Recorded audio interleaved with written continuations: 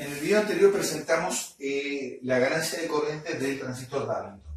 Un detalle que se nos olvidó decir, pero creo que es bastante evidente, es que la ganancia de corriente puede tomar valores muy altos.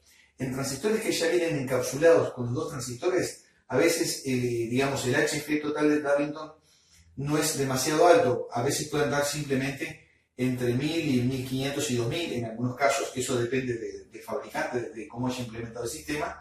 Pero lo importante también es que uno, fabricando estos con transistores con componentes discretos, puede obtener fácilmente ganancias hasta de 10.000. Por ejemplo, imaginemos que el transistor 1 tiene un HF de 100 y el segundo también tuviera un HF de 100, 100 por 100 es igual a 10.000. Normalmente el HF de la segunda etapa del segundo transistor es más bajo.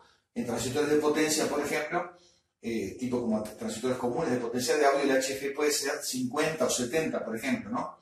Como valores típicos, que en muchos casos no llega a 100. Pero 50 o 70 son valores bastante comunes. Ahora, el primer transistor, que es más chico, normalmente tiene más ganancia. Entonces, en este es fácil de repente encontrar, por ejemplo, ganancias de corriente de 100 o 150, por ejemplo, 140, por ejemplo, cosas así, y eso aparece multiplicado por el segundo. Si nosotros tuviéramos dos HF, por ejemplo, uno que fuera, la primera etapa, por ejemplo, que fuera simplemente 140, y el segundo fuera, por ejemplo, nada más que 50, por ejemplo, vamos a ver cuánto es el HF total en este caso. Y sería multiplicar 140 por 50, nos da en este caso un HF de 7 ohms. Incluso con HFs más chicos que estos, con betas o HF más chicos, se obtienen ganancias de repente monstruosas, ¿no? Ya, por ejemplo, tener un HF de 5000 es un valor más que interesante y nos está dando una pauta de lo pequeña que puede ser la corriente en el circuito de entrada de la base. Eso es una gran ventaja donde se maneja potencia, porque significa que con muy poca corriente de base podemos manipular una corriente mucho más alta de salida. Eso es ideal, por ejemplo, para cuando se quiere, desde un microprocesador o un microcontrolador, mover, digamos, un dispositivo de corriente continua que maneje varios amperes de salida.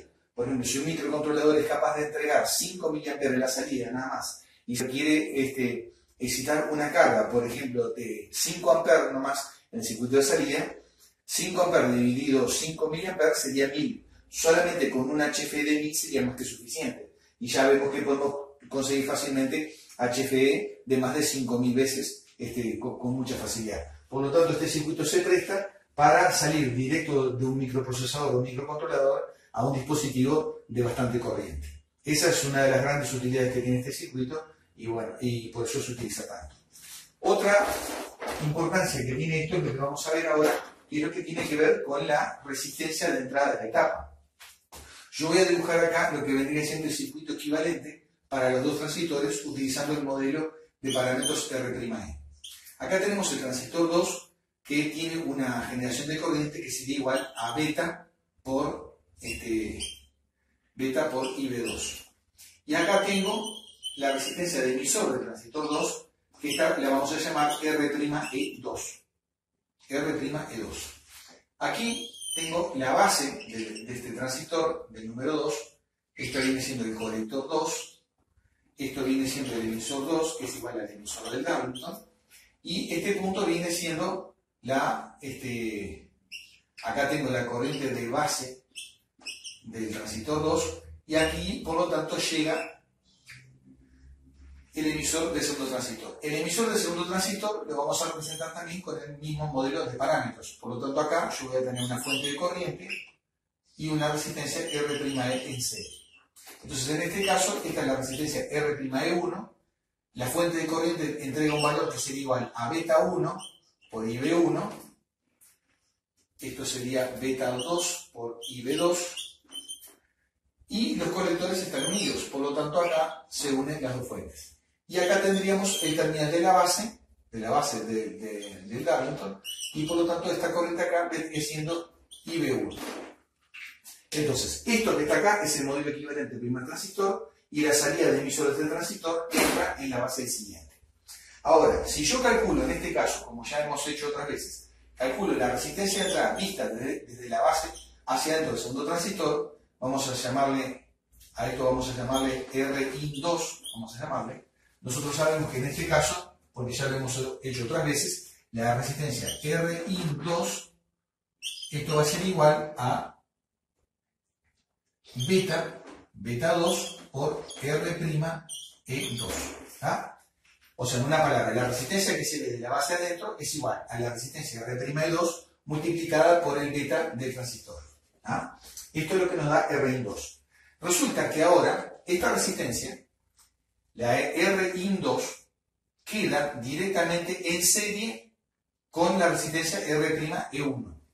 Por lo tanto, la resistencia que se ve desde la base de este transistor hacia adentro va a ser igual a la resistencia R1 más Rin2 multiplicada por el beta 1. O sea, en una palabra, la resistencia Rin1, esto va a ser igual a R'(E1), esta que está acá, sumada a la Rin2,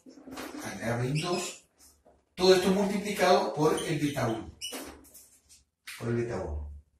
Acá, si yo desgloso este término, yo puedo decir que la resistencia Rin1, que es igual a la resistencia del Darlington, la resistencia de entrada, esto va a ser igual a R'(E1) más beta 2 por R'(E2), y todo esto a la vez multiplicado por el beta 1.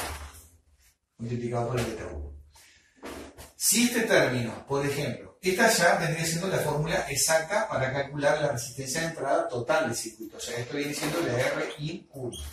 Ahora, si este término, por ejemplo, es mucho mayor, vamos a especificarlo acá. Si beta 2 por R'(E2) es mucho mayor que R'(E1), cosa que generalmente puede cumplirse en la práctica, este término yo lo puedo eliminar. Entonces me queda que la resistencia Rin1 es igual a la resistencia del Darlington. Esto va a ser simplemente igual a ¿qué? A beta 1 por beta 2 por la resistencia R'(E2).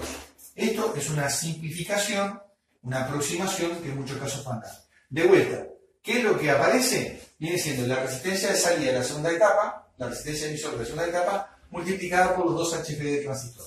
De vuelta tenemos el producto beta 1 por beta 2, lo único que aquí se multiplica la resistencia de emisor del segundo transistor, y eso es lo que aparece reflejado en la entrada.